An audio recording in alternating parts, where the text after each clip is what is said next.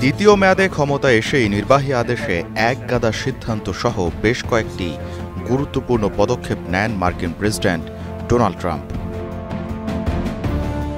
বিশেষত অভিবাসী দমনে ট্রাম্প প্রশাসনের শক্তি প্রয়োগ ও কথিত অপরাধ দমনের নামে ডেমোক্রেট অধ্যুষিত রাজ্যগুলোতে সেনাবাহিনী মোতায়েনের সিদ্ধান্ত সমালোচিত হচ্ছে যুক্তরাষ্ট্র জুড়ে। স্বৈরশাসক আখ্যা দিয়ে সড়কে বিক্ষোভও দেখা যায় সাধারণ মার্কিনীদের। এর উত্তরে স্বৈরশাসক হতে চান না বলে মন্তব্য করেছেন ট্রাম্প। একই সঙ্গে দাবি করেন তিনি না চাইলেও অনেক মানুষ হয়তো স্বৈরশাসককে চান। বিশ্লেষকদের মতে ট্রাম্পের এমন মন্তব্য নিছক উস্কানিও হতে পারে, আবার এটাও হতে পারে তিনি ধীরে ধীরে জনগণের মনে এমন ধারণার জন্ম দিতে চান যে প্রেসিডেন্টের হাতে সীমাহীন ক্ষমতা থাকা ভালো।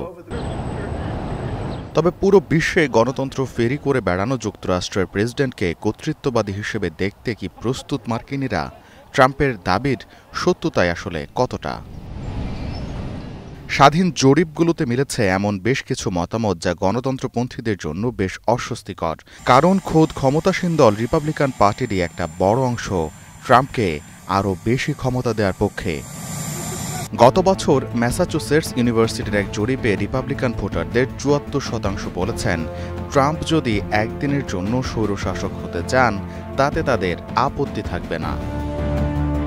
আরেক স্বনামধন্য শিক্ষা প্রতিষ্ঠান মনমাউথ ইউনিভার্সিটির জরিপে ৩৬% রিপাবলিকান জানিয়েছেন ট্রাম্প রাজনৈতিক প্রতিপক্ষকে টার্গেট করার জন্য আইন বা সংবিধানের কিছু ধারা স্থগিত করলে তাদের আপত্তি নেই।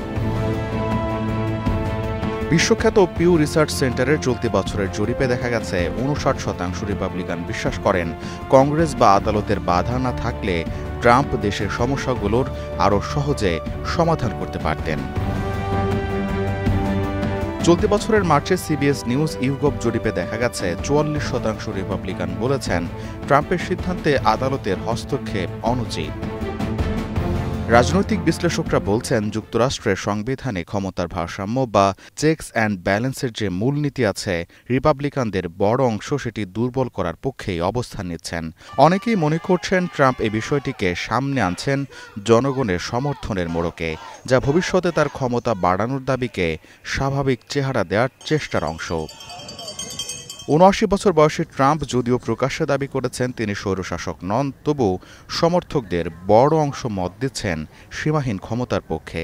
আর তাই ট্রাম্পের সাম্প্রতিক মন্তব্যকে বিশেষজ্ঞরা শুধু রাজনৈতিক কৌশল নয় বরং ভবিষ্যতের রক্ষা কবচ বানানোর পায়তারা হিসেবেও দেখছেন।